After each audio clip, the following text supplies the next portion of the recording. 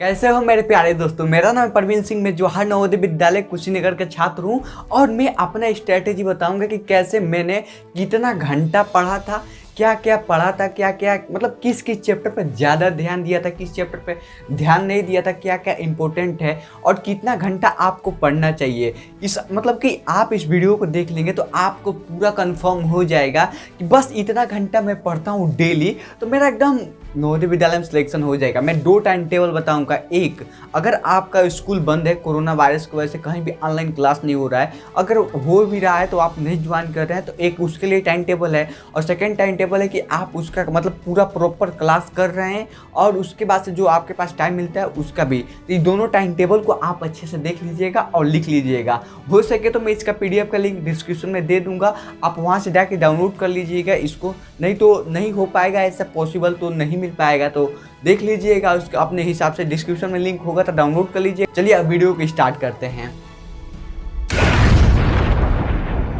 मैं सबसे पहले मैं आपको 9 घंटे वाला शेड्यूल बता दे रहा हूँ। आप सोचिए 9 घंटे में भैया 9 घंटे तक पढ़ना है, 9 घंटे लगातार पढ़ना है या कैसे पढ़ना है, वही आपको बता रहा हूँ कि कैसे आप पढ़ेंगे। कैसे पढ़ेंगे तो आपको एकदम सिंपल लगेगा, थोड़ा मतलब कि हार्ड भी नहीं लगेगा। क्योंकि बहुत से बच्चे ऐसे हैं जो स्कूल नहीं जा रहे हैं, स्कूल तो बंद ही है कोरोना वायरस की वजह से, बस ऑनलाइन क्लासेस हो रहे हैं। बहुत से ऐसे स्कूल है जहाँ पे ऑनलाइन क्लासेस का मतलब कि वैसे व्यवस्था नहीं है कि बच्चे सब पढ़ सके। तो मैं इसमें बता रहा हूँ कि आप 9 घंटे पढ़ करके, भले 2 महीना तक आप पढ़े, 3 महीना तक पढ़े, वो आपका कंफर्म है कि निकल जाएगा अगर आप 9 घंटा पढ़ते हैं तो। और 4 घंटा में बताऊंगा कि अगर आपका स्कूल चलता है, प्रॉपर क्लास करते हैं, सभी चीज़ करते हैं, तब आपको 4 घंटा पढ़ना पड़ेगा। तो 4 घंटा कब कब पढ़ना पड़ेगा, क्या क्या पढ़ना पड़ेगा, ये सभी चीज़ें आपको बता दूंगा। तो अब 9 घंटे के बारे में बता दे रहा हूँ कि क्या पढ़ना है, ठीक है। जैसे कि बता दूं आपको, 9 घंटे में है तो 3 सब्जेक्ट है। कौन सा? मैथ है, मेंटल एबिलिटी और हिंदी है। आपको सबसे ज़्यादा मैथ पे ध्यान देना है, क्योंकि मैथ ही ऐसा सब्जेक्ट होता है उसमें जिसमें ज़्यादा टाइम लेता है। ज़्यादा टाइम लेने का मतलब यही है कि आप एक मैथ के क्वेश्चन में उलझे तो उलझते रहेंगे, उसके बाद से सभी क्वेश्चन आपको उलझन जैसा लगने लगेगा कि इतना हार्ड है, इतना हार्ड है। पहले क्वेश्चन को हार्ड लग जाएगा तो सेकंड लगेगा कि आपके मतलब कि आपके माइंड में वैसा आ जाएगा कि ये भी सब, उसके अगला वाला क्वेश्चन भी हार्ड होगा, उसके अगला वाला भी क्वेश्चन हार्ड होगा। इसीलिए मैथ वाला ज़्यादा मतलब उस पर टाइम देना पड़ेगा आपको। हर एक मतलब हर किस्म का टाइप का क्वेश्चन आपको सॉल्व करना पड़ेगा एग्जाम से पहले, तभी आपका हो पाएगा। जैसे कि मैं बता दूं कि मॉर्निंग, आफ्टरनून और इवनिंग 3 टाइम है। मॉर्निंग, आफ्टरनून और इवनिंग, ये 3 टाइम है। तो आपको इन तीनों टाइम को डिवाइड कर देना है 9 घंटे के शेड्यूल के हिसाब से। मैं आप करके बता दे रहा हूँ। जैसे कि आप सुबह में 40 घंटा मतलब 40 घंटा 40 मिनट आप सिंपली मैथ पे दीजिएगा। 40 मिनट आप मैथ पे देते हैं तो बहुत मतलब आप मैथ में क्या पढ़ेंगे वो भी बता दे रहा हूँ। जो इम्पोर्टेंट चैप्टर है, आप सोचेंगे भैया इम्पोर्टेंट चैप्टर कैसे पहचाने।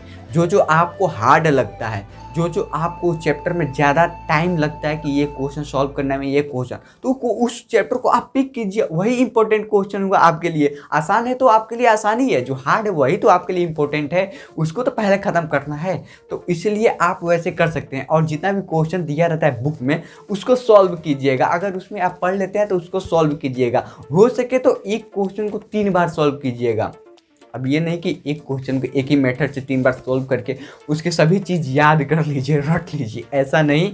उस क्वेश्चन का सॉल्व करने का तरीका एकदम अलग लगाइएगा। अगर आपके पास टाइम है तो पहला सॉल्यूशन रहेगा कि आप उसको शॉर्ट टर्म में मतलब सबसे कम से कम ट्रिक के हिसाब से सॉल्व कीजिएगा। ट्रिक यानी जैसे कि मैंने अपने वीडियो पर बहुत से अमेजिंग ट्रिक वाला या जैसे भी हो आप सभी के लिए मोस्ट इंपॉर्टेंट क्वेश्चन का वीडियो बना रखिए, उसको देख लीजिएगा। उसी तरह ट्रिक को अपने अप्लाई कीजिएगा। नीचे मतलब कि नीचे डिस्क्रिप्शन में लिंक मिल जाएगा, मेरे चैनल पर भी जाकर देख सकते हैं। वैसे आपका बहुत ज़्यादा हेल्प हो जाएगा। तो ट्रिक से सॉल्व कीजिएगा। सेकेंड है थोड़ा उससे जो पूरा एक्सप्लेन करके सॉल्व किया जाता है उससे थोड़ा कम लेवल पे सॉल्व कीजिएगा। और उसके बाद से थोड़ा जो एक्सप्लेन करके लिखे हैं उससे और शॉर्ट टर्म में, किसी और टर्म में, दोनों है उससे किसी और टर्म में। आपको लग रहा होगा भैया हम कैसे पहचाने, किस तरह अलग अलग तरह से सॉल्व करें। मैं आपको बता दूं कि बहुत से बुक होते हैं जो आप स्कूल में पढ़ते होंगे, तो वहाँ पर आपको एक्सप्लेन करके लिखना पड़ता है क्या हो रहा है क्या नहीं हो रहा है। लेकिन आपको यहाँ पे एक्सप्लेन करके नहीं लिखना रहेगा, बस आपको आंसर, करेक्ट आंसर लाना रहेगा, बस यही आपको काम रहेगा। कि बस आपको किसी तरह करके किसी भी शॉर्ट या लॉन्ग टर्म या किसी भी तरह से आपको करेक्ट आंसर लाना होगा। आप सोचेंगे भैया हम लॉन्ग टर्म में ही सॉल्व करके तो आंसर ला सकते हैं, तो शॉर्ट ट्रिक का क्या ज़रूरत है। तो वहाँ पे आपको टाइम बहुत कम मिलेगा, क्वेश्चन ज़्यादा रहेगा। आपको वहाँ पे दिखाना नहीं है कि ऐसे ऐसे स्टेप हो रहा है, बस आपको आंसर लाना है। इसीलिए शॉर्ट ट्रिक का जो भी कम्पिटिटिव एग्जाम होता है उसमें शॉर्ट ट्रिक यूज किया जाता है। आपका टाइम भी बचेगा और जल्दी से जल्दी हो जाएगा। तो मैथ में 40 मिनट मतलब 40 मिनट तो सुबह दे दीजिएगा। सुबह देने के बाद से फिर से इवनिंग में मतलब कि आफ्टरनून में आप क्या कीजिएगा, 1 घंटा 20 मिनट दे दीजिएगा। आफ्टरनून में 1 घंटा 20 मिनट देंगे। कभी भी आप बीच में ब्रेक ले सकते हैं 1 घंटा 20 मिनट में, तो उसमें ब्रेक ले सकते हैं। तो आप सेट कर लीजिएगा कि इतना मिनट पढ़ने के बाद से हमको ब्रेक लेना है, बस 2 बार, एक ही बार बस ब्रेक लेना है। मान लीजिए 40 मिनट है तो उसमें 20 मिनट जब हो रहा है तो उसमें 5 मिनट 6 मिनट या 10 मिनट का ब्रेक ले सकते हैं, या उसमें 10 मिनट का ब्रेक ले सकते हैं, दोनों में। इस तरह करके ब्रेक लेकर के अगर आप एक बार में एक डेढ़ मतलब कि 40 मिनट 1 घंटा 20 मिनट बैठ जा रहे हैं तो बढ़िया है, आपके लिए सबसे बढ़िया है। जब हम लोग तैयारी करते थे तो एक बैठते थे लोग और एक साथ में 3-3 प्रैक्टिस सेट सॉल्व करते थे। हाँ, थोड़ा बहुत उठते और बैठ जाते थे, ये नहीं कि मतलब कि उठते लो और घूमने निकल गए लो, ऐसा नहीं करते थे। बस वैसे तैयारी करते रहते थे, मतलब कि एकदम लगे रहते थे। और मैं आपको जैसे कि आफ्टरनून में बता दिया कि 1 घंटा 20 मिनट बैठना है। मैं टाइम इसलिए नहीं बता रहा हूँ कि आप इतना बजे से इतना बजे तक पढ़िए, इतना बजे से इतना बजे तक पढ़िए, इसलिए नहीं बता रहा हूँ कि सभी के घर पे, सभी कोई घर पे अभी है तो घर पे ये सब रूल अभी फॉलो तो करना बहुत मुश्किल हो जाएगा। लेकिन अगर आप टाइम के हिसाब से करते हैं कि 1 घंटा 20 मिनट हमको मैथ पे देना है तो उस तरह आप कर सकते हैं। और एक चीज़ आपको बताना चाहता हूँ कि आप वैसे मैथ की किताब लेकर के बैठ मत जाइएगा और उसको सॉल्व भी कीजिएगा। ऐसे कि बस खोल करके बैठ जाइए और हो गया टाइम 1 घंटा 20 मिनट ख़त्म, आपका भी वो ख़त्म नहीं करना है।